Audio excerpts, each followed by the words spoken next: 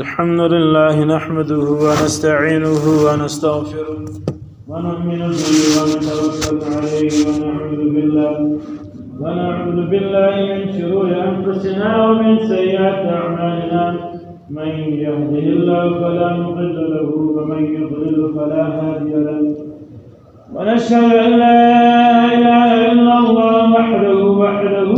لا شريك له ونشهد أن سيدنا وحبيبنا ومولانا محمدا عبده ورسوله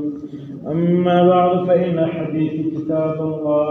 فإن هدي محمد صلى الله عليه وسلم فإن شر الأمور محدثتها وكل محدثة بدعة وكل بدعة ضلالة وكل ضلالة في النار. صدق الله خالقنا العلي العظيم وصدق رسوله